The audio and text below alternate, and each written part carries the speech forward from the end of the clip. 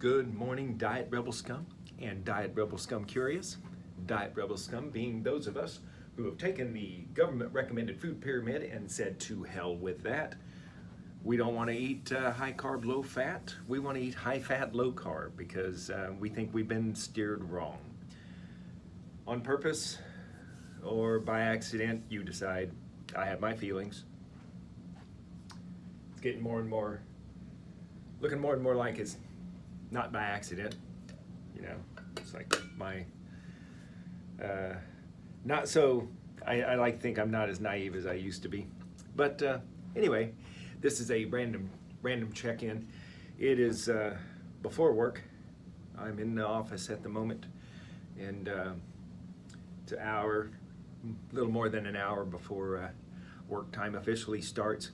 Got through running, I just got through running with my running peeps, and we went to a place that had coffee. Last time I didn't have coffee. I'm having a London fog. I have successfully switched to tea. Let's see, I think on my last check-in, I was talking about, I got my cardia device, my little EKG thing, said I had AFib.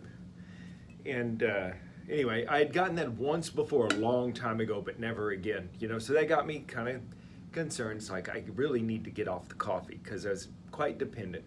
So yes, I have. Now I'm not saying I've kicked coffee. I've just cut back on the caffeine.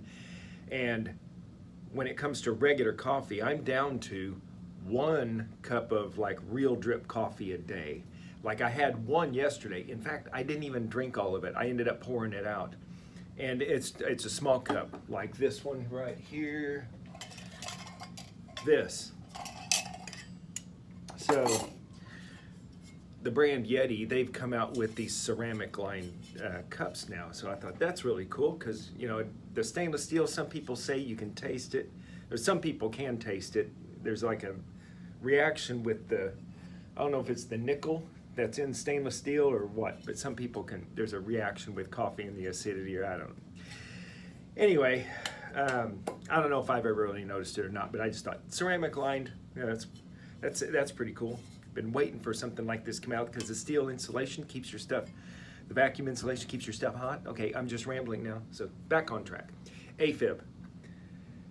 I was a little concerned like a week or so ago whenever I did that last check-in. It's been a long time, sorry about that. But I've been checking my heart every day, multiple times a day, and I haven't got the AFib. But what's funny is last night I did get the, there's another heart arrhythmia where your heart, I think it's the second, you know, you got the lub-dub, lub-dub, lub-dub. I think it's the dub in lub-dub. The dub is a little early. I think that's what it explains. I didn't pay too close attention. The reason I'm not paying it that close of attention is I think these things are temporary, and I think it's your body adjusting the electrolytes around and things. So as it's balancing things, you know, stuff like that. Like I think people's hearts can. The heart is not a perfectly linear thing. You know, it's adjusting all the time to our activities or whatever. So if it's doing something funny for a minute, I'm not gonna go crazy and obsess about it. I've gotten really good about that. I don't panic like I used to when it comes to health stuff. You know, I used to put a lot of stock in little bits of information. You know, so now seeing how corrupt everything is, you know, I listen to everybody now. So, okay, so I have some kind of nice improvements since my last check-in. Okay, now this I'm still bad about. I'm changing too many variables at a time when it comes to this experiment that is me. So, recently I've been stuck. You know, I've complained about this before. I've been stuck at around a 4-hour marathon for like my last 4 marathons. First one was like 4 hours, 20 some minutes, you know, but then I got it. The next 3 were like in the 4-hour mark. And I'm consistently training for these. Now I'm not training like a lot of mileage, but see, it's just it's hard to increase the mileage when you're not feeling too good, you know. So I still don't know if it's me just not pushing hard enough to get the gains, or am I not pushing hard because I'm not recovering well from the push that I've been doing, you know, that kind of thing. It's like I never feel good enough to really push a little harder. Like, you know, long time ago, back what I'm used to doing is like you work out, you get a little sore or fatigued, whatever it is, you pushed, and then you recover a bit. You take a day, or you know, to recover, either an off day or a light day where you don't run as hard. But then that next time you go out to push, it's a little easier because your body's adapting. Well, what I've been afraid of is that I had hit a ceiling for some reason, a very low ceiling compared to what I should be able to do, and I'm not able to perform any better than that, no matter how hard I work or how many recovery days. That's what it's been looking like, and it scared the hell out of me. It's, you know, I've been patiently waiting for gains, you know. So anyway, so our Garmin watches give us a VO2 max, which is not scientific. It's not, you're not supposed to rely on it. You're not in an oxygen tank on a treadmill with an EKG machine like monitoring everything, and a mask measuring, some machine measuring how much oxygen and carbon dioxide you're consuming and exhaling and all that. So Garmin's just taking a rough estimate on, you know, your heart rate, your speed that you're doing, and comparing you against a bunch of statistics from the internet, you know, that it's gathered from other users, and your age, and gives you like a estimate. But, big but, I do like that it gives you an estimate, because at least if you see an increase or a decrease of whatever even if that's not what my VO2 max really is, if I were being tested like in a lab setting with all the instruments, you at least know if you're improving or not. Whether that number is the right number, it's okay. Is it getting better, or it's like, at least in Garmin's algorithm and the way it calculates it, at least you know if you're improving or not. Okay, so I had been stagnant for a long time, and I changed something. You know, there's this whole, in the running community, it's all over for the last several years, is the run slow to go fast thing. You know, which I didn't believe in before. Back in the day, I used to run pretty hard every day. Back then, I didn't do a lot of speed work. I didn't do a lot of hill work. I didn't do the intervals and all that. It was just occasional, as I just kind of like would throw them in randomly a few times in, you know, the build up to a marathon. But I didn't do them regularly. I was really lazy about that. I just kind of did my same 4 miles pretty damn hard, like 7-minute per mile pace, between 7 and 7:30. I just did that all the time, and then I would go run a marathon and just try to hang on to that. It's a training run. I'm just gonna keep going till I cross this finish line, 26.2 miles down. So I have kind of abandoned this, because in the last 2 years, my last 4 marathons, I was doing that run slow to go fast. I've been running about 9:30 per mile pace with a group of people, but just been building up the mileage, you know. Now that I was kind of doing these longer runs and things that I used to kind of be a little lazy about doing, and not seeing any improvement at all, none at all, you know. So I started throwing in a little bit of hill work and a little speed work in like the last 2-3 months or so. I've been throwing some in, and maybe had a little gain. Now back to the VO2 max. The VO2 max from Garmin, I was always stuck at a 52, between like 51, 52. Occasionally it would bump me up to like 53. It happened a couple of times, but then I'd go right back down to a 52. You know, stuck about 52 is what it would give me. And I sort of got a little depressed, even on these long runs. Start doing the 12-mile runs, the 14, the 16-mile runs. I would do those. No increase in VO2 max. Now, what I've heard is if you really want to improve your VO2 max, it's really the interval work that does it, the hard efforts and the good recoveries, and then the hard efforts, good recovery, and having that's what really improves VO2 max, is what I've been hearing, in the running community. So,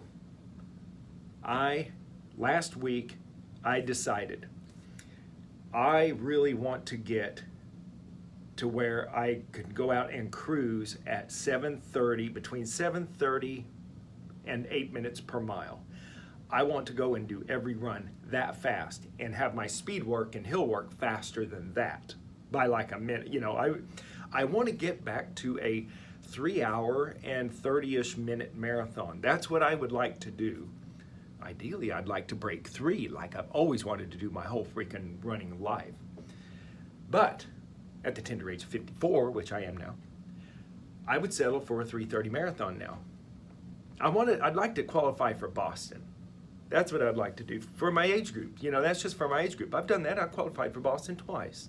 Never ran it, never applied, to it, but I ran the qualifying time in a qualifying marathon twice in my life. Now, I think I should be able to do that again, because there's no reason I shouldn't, unless I've been damaged by something, But, so, I've done speed work. Like, here's my last 3 or 4 runs. This morning, the one before that, and the one before that for sure. The last 3 for sure were this. Repeat quarter miles. I got my Garmin set for just repeat quarter miles, and I run those.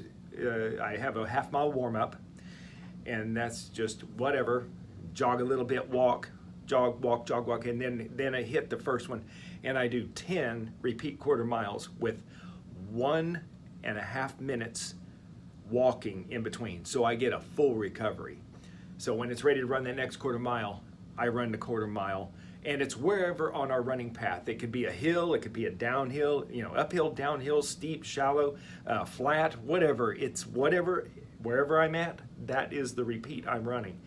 So downtown here, it's a bit hilly, so it's like a lot of rolling hills, and so some of them are a fast downhill. Anyway, my VO2 max, Garmin, it upped me a point yesterday, or day before yesterday, and then it upped me another point today, and I've gone from a stuck at 52 for the last year to this morning, I have a pleasant surprise of a 56. Yesterday, or day before yesterday, it was Tuesday morning. I'm sitting with my running peeps after, having my, then I had a chai latte Tuesday morning. Today's the London fog. And I've got some various teas and decaf coffee here. So I'm probably going to only have one real true caffeine coffee today is what my goal. My goal would be like to not even hit the free real coffee in our cafeteria here. But I probably won't. I will probably have at least a half a cup, and then I'll go back to some Earl Grey or some hippie herbal tea of some sorts. I've got a few choices here. But so VO2 max with these hard-ish interval runs, they're not enough to make me really sore.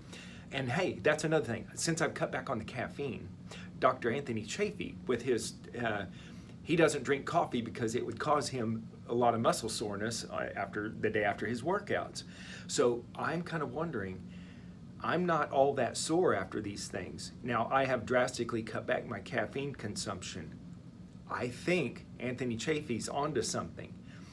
And it may not work that way with everybody, but everybody reacts to caffeine in different extremes. Some people, it hops them up really good, like does me. That's the typical response.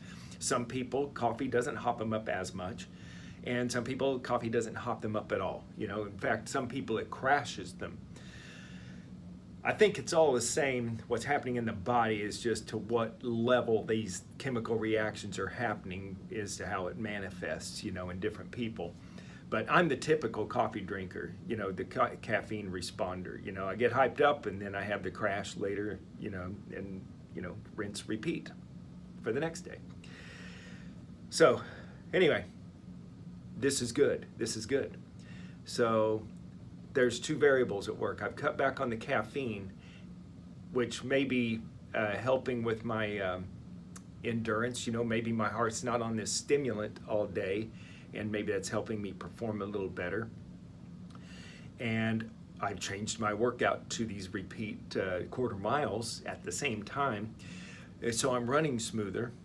And also the neuropathy in my feet. Now this is a real big one. Now I don't know if there's any improvement in that, but there is improvement in the pain I'm feeling, or should I say the pain I'm not feeling while I'm running. Now that may not be because nerve damage in my feet is better. It's when you're running faster, you're running a lot smoother. So I'm running a lot faster when I'm running. So walking is not hard on the feet at all. And I'm wearing these big ASICS Super Blasts. They're a real high stack height, very bouncy. They're like super shoe without the carbon plate in them.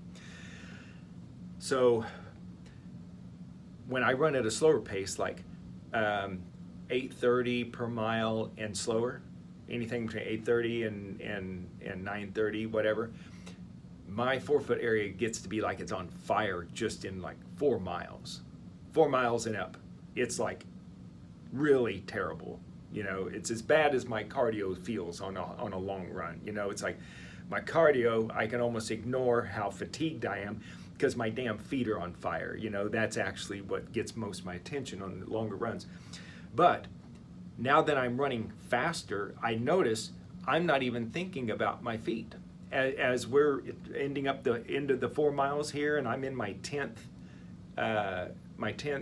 quarter mile repeat, I'm actually just thinking, I wonder how fast I'm going. I wonder if this is the last one, you know, because we're getting back to our regular meeting place. We're probably close to 4 miles, and I'm just kind of concentrating on running, you know, maintaining a good, you know, 7 minute per mile pace is really what I'm trying to do these, or 7 minutes and under for the quarter mile is what I'm trying to maintain on during the quarter mile repeats. So, and I notice my feet aren't feeling that bad, but I think that's because I'm landing a little further back on, not on the heel, but when I'm running slow, I'm bam, bam, bam on the forefoot, you know, mid-foot, forefoot area. But as I run faster, I'm landing a little further back, a little more midfoot.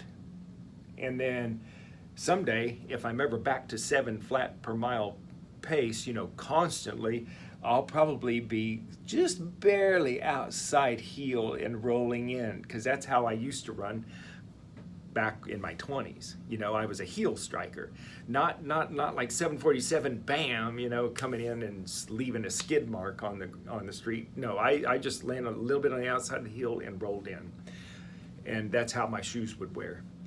And that was I was always real smooth. My feet didn't make any kind of big slap when it hit the ground. I was a real smooth, you know, kind of quick 7 to 7:30 per mile. You know, that was just my cruising speed.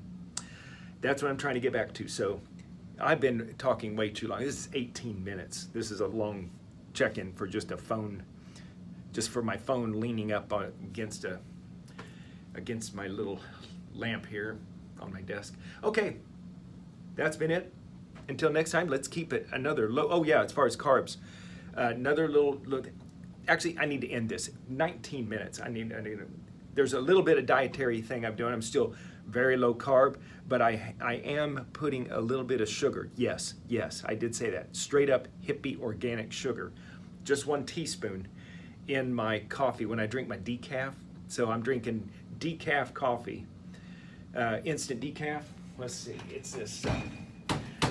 I get this Mount Hagen organic fair trade instant coffee. So yeah, you can feel good about yourself. You know, you're saving the planet and all that stuff. But anyway, Mount Hagen, I don't know if I'm saying that right. But anyway, it's pretty good decaf coffee. It doesn't taste bad. And I get it at my local hippie store. And they make a regular non-decaf version, but I didn't bother getting that. I'm like, okay, maybe I can just do all decaf. I'm doing okay because I'm going for the tea, for the caffeine, because it's lower than the coffee. So, but anyway, I am doing 1 teaspoon of hippie organic sugar that's got a little bit of molasses still in it, and I don't like the molasses taste. It's, you know, I kind of understand why they make refined white sugar. It's just pure sweet without tainting with any other kind of flavor in there. But this hippie organic sugar, I don't know.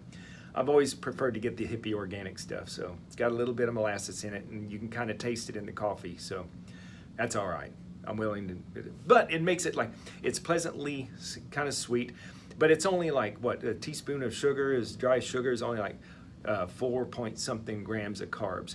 And besides, when I'm running, I'm burning way past that, so I know I'm in ketosis again. So as usual, I've got my pound of beef thawing out over here to go in the slow cooker, and I've got some hippie backyard chicken eggs, 5, ready to go on top of the hamburger when it's done. So that'll be my lunch today, and all right, that's it. I'm cutting myself off. It has been 21 minutes. That is a long-ass check-in. Okay, so let's make it another low-carb day.